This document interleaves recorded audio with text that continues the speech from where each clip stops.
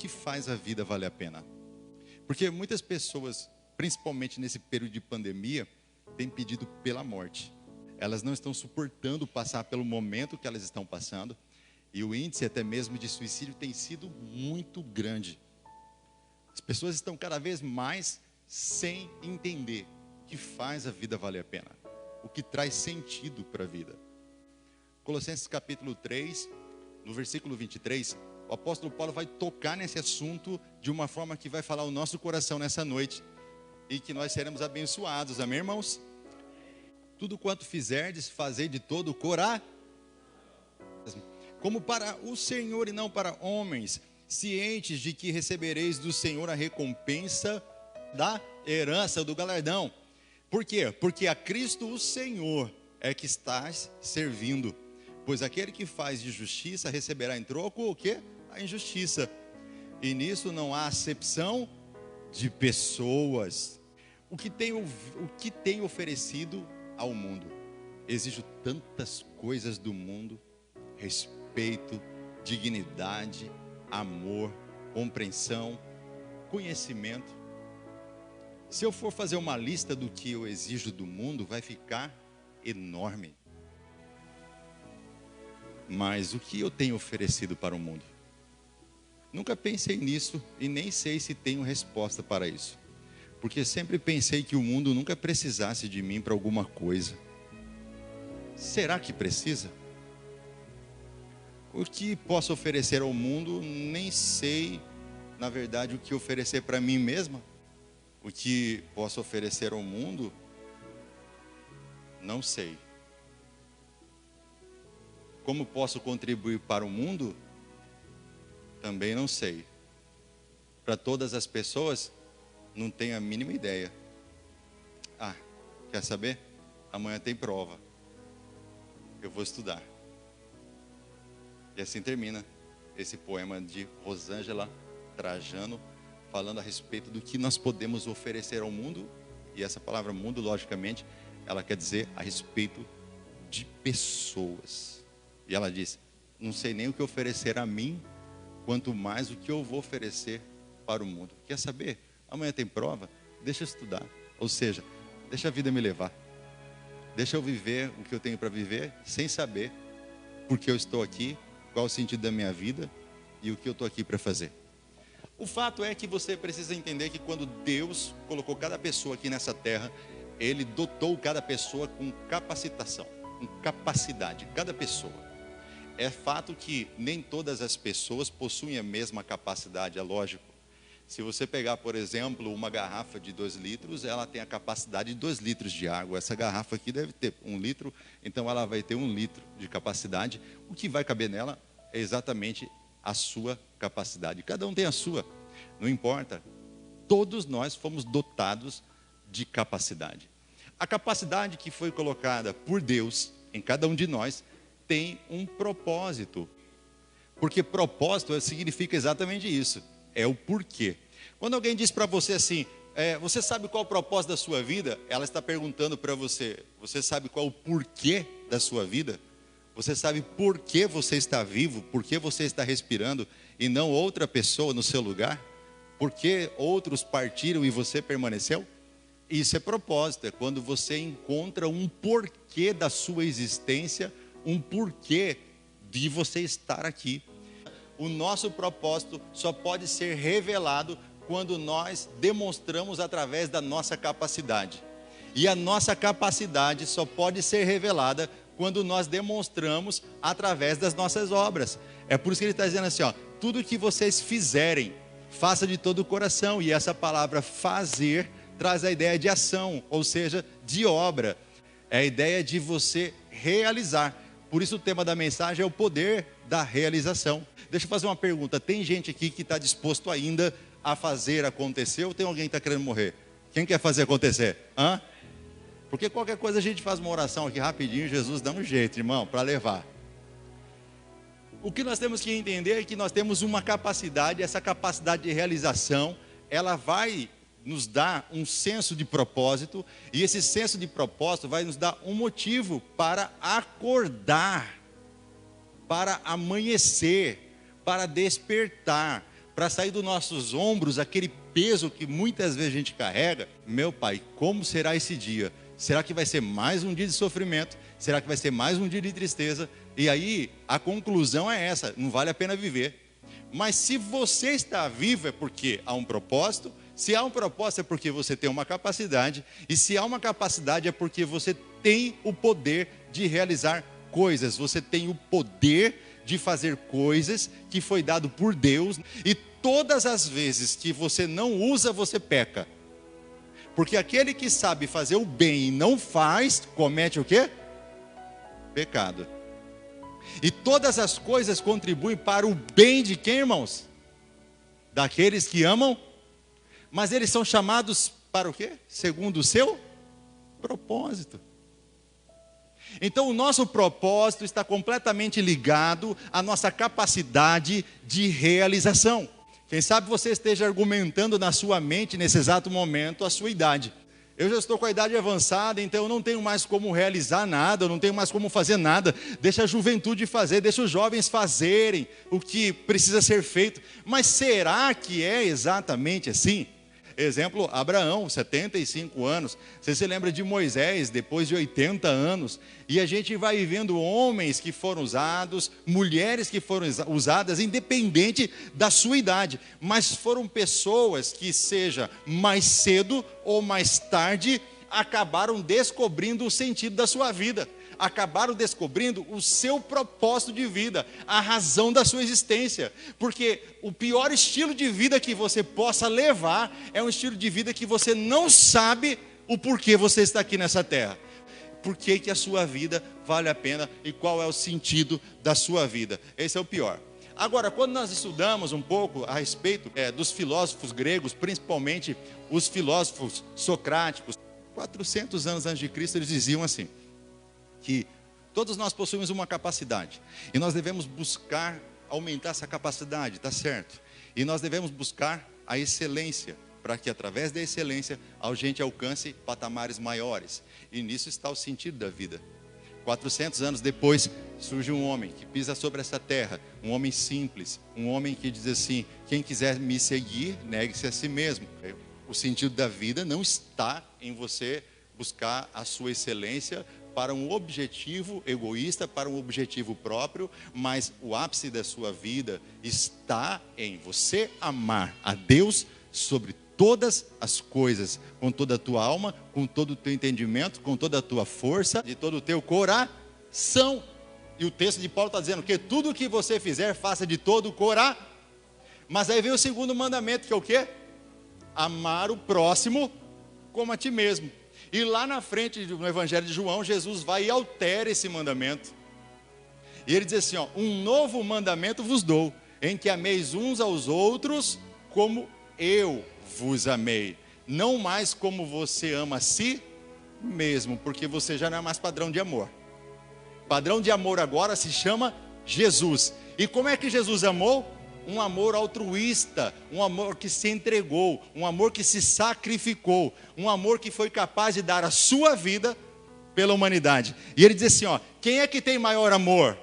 Senão aquele que deu a sua vida pelos seus amigos. E aí nós vamos para a universidade, e lá eles vão dizendo para você, procure crescer, se torne o máximo que você puder, alcance o ápice da sua realização. Quando nós vemos na igreja, vê o pastor e fala algo completamente o contrário do que o seu professor está ensinando.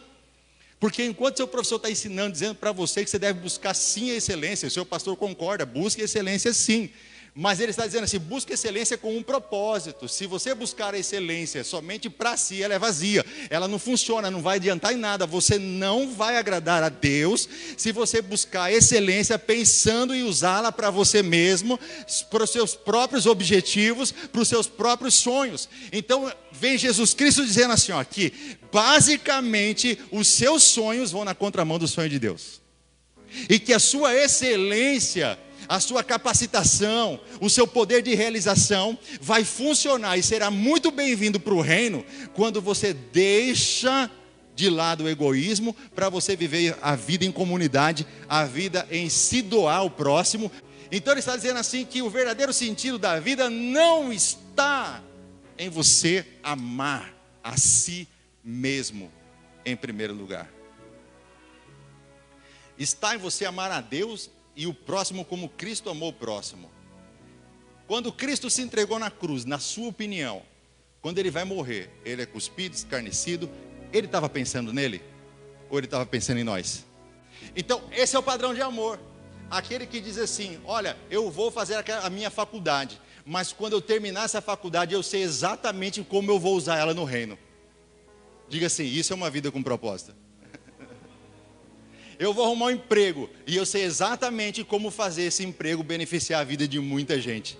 Eu vou comprar um carro novo, mas eu sei exatamente como fazer o meu carro novo servir a Deus e ao meu próximo, como Cristo serviu. Quem está entendendo isso aqui? É quando você começa a reconhecer que a sua vida não é mais importante. Não é que ela não seja importante, ela é importante, mas não é mais importante. E eu posso provar isso. Tem alguém na sua vida que você conhece, que você daria por ela a sua própria vida? Então, se isso acontece com você, significa que você descobriu o sentido da sua vida. E sabe qual que é? Você vai ser um profeta na vida dessa pessoa agora. Pode olhar para ela e dizer assim, o sentido da sua vida, pode falar para ela, não é viver para você mesmo. Porque imagine essa pessoa que você mais ama na sua vida, num leito de UTI, e o médico dizer assim para você, pode se despedir porque ela vai morrer. E Deus chegasse em você e falasse assim, eu te dou uma oportunidade agora. Vai ela ou vai você? O que você faria? Vou eu. Sim ou não? Então diga, acabei de descobrir que a minha vida não é mais importante. Que existem pessoas mais importantes na minha vida. E eu percebi que tem um propósito para eu estar nessa terra. Eu preciso dar a minha vida em favor de quem eu amo. Quem está entendendo aqui? Jesus está dizendo para você, ei, faça tudo o que você puder fazer para tornar as pessoas que você ama mais felizes. Então, se você ama a Deus em primeiro lugar, tudo o que você vai fazer na sua vida tem um propósito. Qual é? Torná-lo feliz, agradar o coração de Deus. Então, se tem pessoas que você ama, então tudo o que você vai fazer vai ser para beneficiar essas pessoas. Se você ama essa igreja, tudo o que você fizer vai ser para beneficiar essa igreja. Se você ama o pastor, você vai fazer tudo para beneficiar o pastor. Se você ama os irmãos, você vai fazer de tudo para beneficiar os irmãos. Então, você vai começar a descobrir que o verdadeiro sentido da sua vida está no seu coração, porque no seu coração procede todas as saídas da sua vida, e que se você não guardar o seu coração, aí você perdeu tudo que você tinha de valor, porque o homem bom, ele tira do seu coração o seu bom tesouro. E o seu bom tesouro não é o que está no teu bolso, não é o que está na tua conta corrente. O teu bom tesouro não é o carro que você dirige, a casa que você mora. O teu bom tesouro não é a melhor roupa que você tem. O teu bom tesouro é esse que você tem guardado no teu coração. Você ama a Deus sobre todas as coisas, e você ama o próximo como Cristo amou, e você é capaz de entregar a sua vida em favor das pessoas que você ama. Quem ama a Deus aí? Quem ama a Deus? Então eu tenho certeza que você tem capacidade de se entregar por Ele. E se essa palma é para Ele, tem que ser mais forte, porque Ele merece a honra, a glória e o louvor. Aleluia! Oh, glória a Deus! As pessoas foram capacitadas por Deus com um propósito. E esse propósito é o quê? Capacidade de realização. E a realização que é só para você, Deus não tem compromisso. Deus não tem compromisso com bênçãos que só vai abençoar a sua vida. Porque você precisa entender que o nosso Deus é o Deus de Abraão, de Isaac e de Jacó. Você precisa entender que quando Deus chama Abraão, Ele fala assim, em ti serão benditas todas as famílias da terra. É por isso que Ele fala que você será uma bênção aonde você pisar a planta do teu pé e aonde você colocar as suas mãos. Por que será, irmãos? Porque a bênção está com você. você. O que nós precisamos entender é que a promessa é territorial, mas a bênção vai com você aonde você estiver. Quando você quer receber uma promessa, você precisa obedecer a Deus e ir aonde Ele enviar. Isso é promessa, mas bênção não é territorial. Bênção, ela vai com você aonde for. O verdadeiro sentido da vida está no nosso coração, quando nós entendemos que nós já não vivemos mais para nós mesmos, mas Cristo vive em nós. Quando o que arde dentro do nosso coração já não é mais aquela egoísta de quando nós estávamos no mundo, quando nós vivíamos daquela maneira. Hoje você é capaz de levantar 3 horas da manhã para orar por alguém. Hoje você é capaz de colocar a mão no bolso e socorrer alguém que está necessitado. Hoje você é capaz de liberar uma palavra de bênção na vida de alguém que está oprimido. Hoje você possui um conteúdo dentro do teu coração que foi colocado por Deus, e você tem a capacidade de alcançar pessoas, e você começa a perceber que quanto mais felizes estão as pessoas que estão ao seu lado, mais feliz você fica. Porque do que adiantaria você morar numa ilha isolada, sozinho, sem ninguém, dirigindo uma Ferrari, para ninguém ver que você está dirigindo aquela Ferrari? E nós descobrimos que o sentido da vida, o propósito da vida está nisso, mas também o contrário. Quando nós tornamos a vida das pessoas que nós amamos um inferno, nós estamos deixando de viver o propósito de Deus. Você entra na sua casa, bravo, mal-humorado, não é a bênção que está entrando, o que está entrando ali é a maldição. Você precisa entender que você foi chamado com um propósito para ser bênção na vida das pessoas que você ama. Você tem que trazer prazer e alegria na vida das pessoas que você ama, porque Deus te dotou dessa capacidade. O Senhor colocou em você esse propósito, e todas as coisas vão cooperar para o bem daqueles que amam a Deus e são chamados segundo o seu propósito.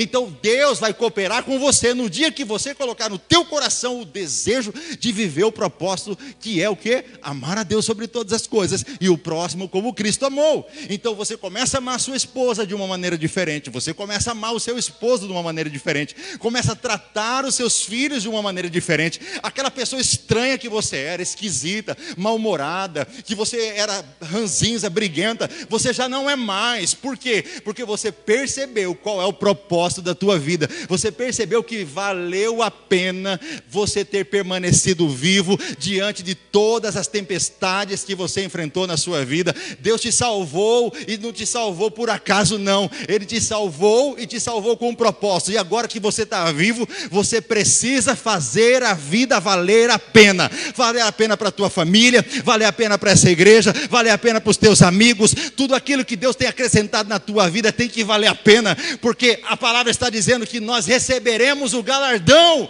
o justo galardão, a recompensa, e essa recompensa, ela é celestial, é tesouro no céu. Ou seja, tudo que você fizer a Deus de todo o teu coração não é de graça, sempre voltará uma recompensa para você. Vale a pena servir a Deus, amém, irmãos? Vale a pena servir a Deus e ver o propósito. Veja o chamado de Davi: agora pois, assim dirás ao meu servo Davi, assim diz o Senhor dos exércitos: tomei-te da malhada, de trás das ovelhas, para que fosses príncipes sobre o meu povo, sobre Israel. E fui contigo por onde quer que andaste. Eliminei os teus inimigos diante de ti, e fiz grande o teu nome, como só.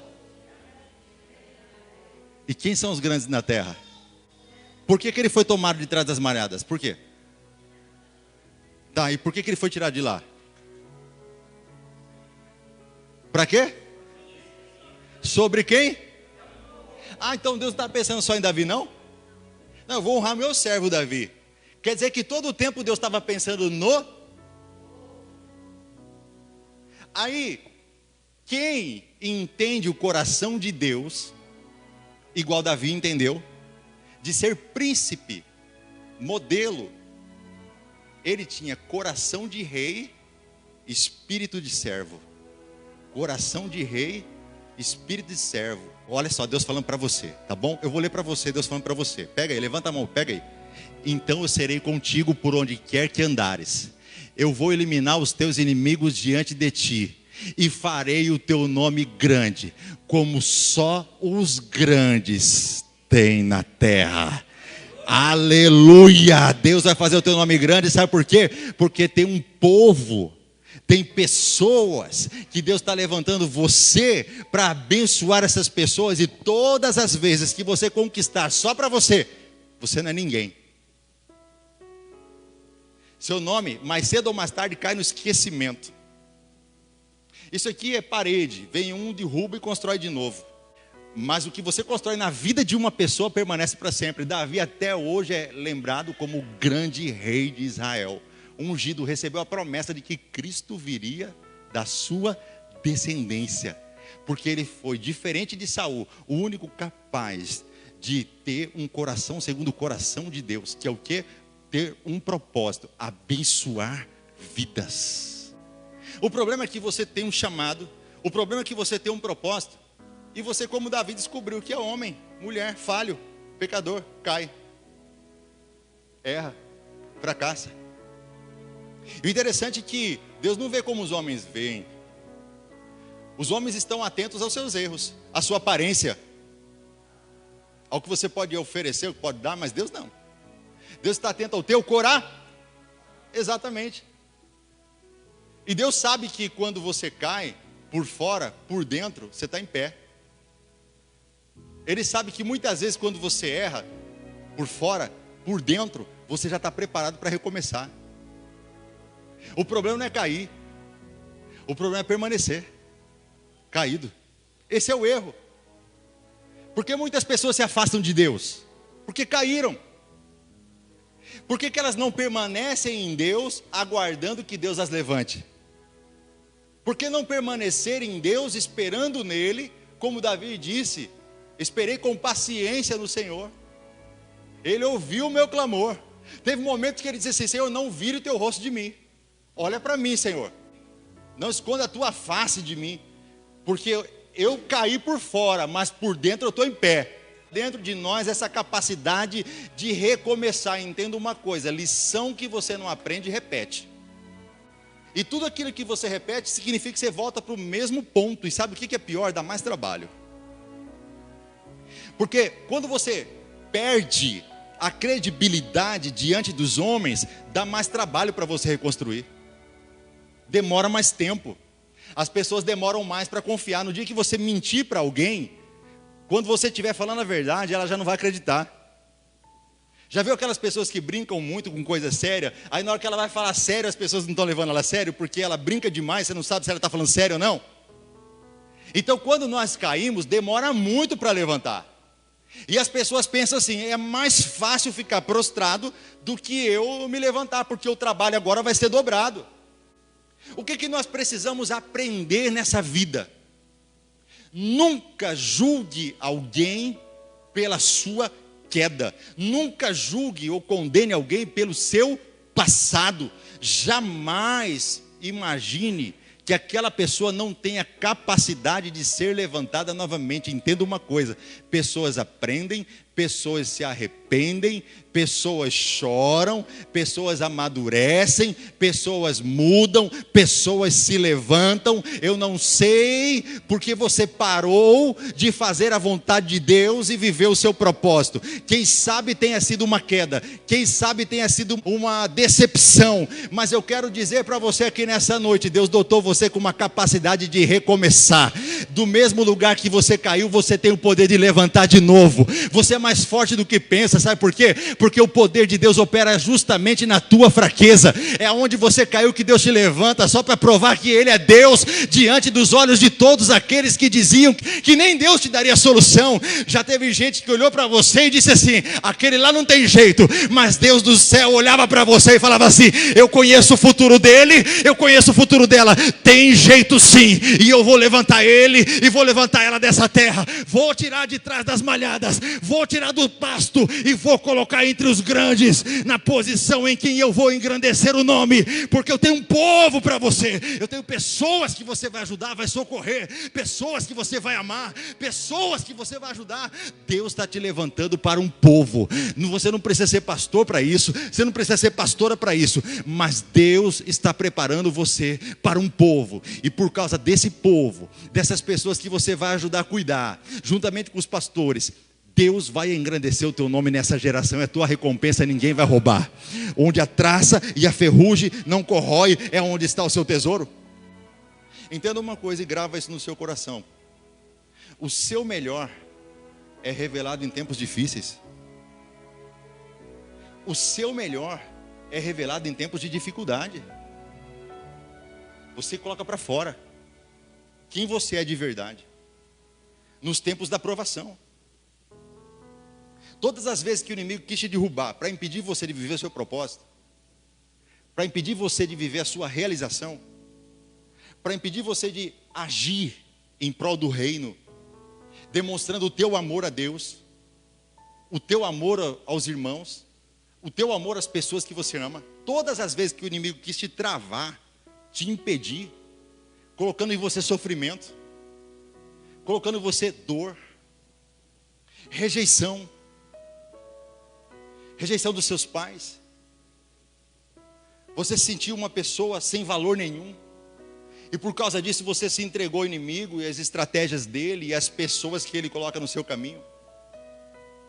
E você imaginou que você fosse a pessoa mais indigna da face da terra para ser levantada por Deus, para ser tirada de trás das malhadas, do rebanho, do pasto, do anonimato. E aí quando você vê a igreja, você vê homens, mulheres pregando, ministrando, e você pensa, se eu fosse metade do que eles são, se eu fosse metade do que eles são, a minha vida era melhor. Como se quem estivesse no altar, a vida fosse fácil. Eu nunca vi a vida de uma pessoa que foi colocada entre os grandes que teve uma história fácil. Todas as biografias de pessoas que se tornaram grandes diante de Deus tiveram vida de dificuldades, tiveram vida de sofrimento, foram atacadas por todos os lados. O inimigo tentou travá-las de todas as formas, tentou impedir com que elas fizessem o seu chamado, o seu propósito de várias maneiras. Levantava pessoas para machucar, levantava situações para ferir, criava ambientes pesados para que você não se sentisse mais à vontade em realizar. Quantos na história da humanidade enfrentaram situações como essa? Davi, quando foi ungido por Deus, sabe qual foi a estratégia de Deus? Em primeiro lugar, colocá-lo ao lado de Saul. Ele foi chamado ao lado de Saul e ele começou o quê? A tocar para Saul. E quando ele tocava, o espírito imundo de Saul ia embora. Então Davi foi colocado, sabe aonde? No lugar de tormenta. Davi foi colocado no lugar onde as coisas estavam acontecendo tudo errado, onde havia um homem que estava sendo reprovado por Deus, onde Deus já não aceitava ele no trono, mas Davi foi colocado lá. Então não reclame, se Deus te levantou para ser luz, Ele vai colocar você no meio das trevas. Se Ele colocou você nessa terra para ser um guerreiro, é no campo de batalha que é o teu lugar. E se Deus te levantou para ser ponte, fique tranquilo, as pessoas vão pisar em você e vão passar por você, mas você não vai deixar de viver o seu propósito. Aquilo que você nasceu para ser é um compromisso seu e de Deus, sabendo que virá uma recompensa. Diga, ter uma recompensa para a minha vida. Pode falar, ter uma recompensa para a minha vida. Eu não sei se você está entendendo a palavra que Deus está liberando no teu coração nessa noite. É uma palavra profética. Deus está levantando ministérios que estavam caídos, ministérios que estavam travados. Hoje há um liberado Espírito Santo de Deus aqui nessa noite. A mensagem que Deus ordenou através do seu Espírito Santo para que eu pudesse trazer é para dizer que o seu melhor está sendo revelado justamente nesse tempo de dificuldade, de aflição que você passou. É porque eu vou te levantar nessa geração e vou colocar o teu nome entre os grandes. Deus vai tirar você do anonimato do pasto, daquelas malhadas, para colocar você no hall de nomes de pessoas que já não viveram mais para si mesmas, mas que decidiram entregar a sua vida, gastar a sua vida, queimar a sua vida para Deus. Quem quer arder para o Senhor aqui? Quem quer arder? Então essa oração incessante é que traz para a gente o verdadeiro sentido da nossa existência. Aí você começa a entender todas as coisas que Deus traz para você. Aí você começa a perceber todas as coisas que Deus entrega nas suas mãos. Aí você começa a perceber toda a capacitação que Deus tem derramado. Você começa a perceber todas as pessoas que Deus coloca ao seu redor. Você começa a perceber sentido em tudo. A vida já não é mais vazia. Você já não olha para a vida desconfiado. Você olha para a vida com um propósito. O apóstolo Paulo entende muito bem quando ele está dando esse conselho para a igreja aos Colossenses. Ele está dizendo assim, tudo que vocês fizerem, vocês precisam fazer de todo o coração, como para Deus. Interessante é isso, como Como? É comparação. Como se fosse.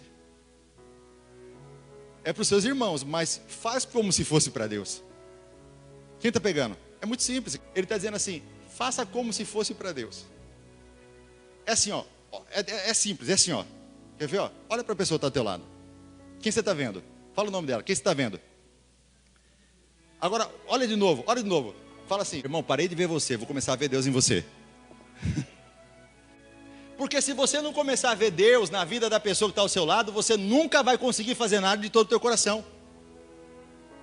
Você sabe como que eu estou no semáforo? Toda vez que eu estou no semáforo aqui em Cuiabá, vem um mendigo pedir alguma coisa. Você sabe o que passa na minha cabeça?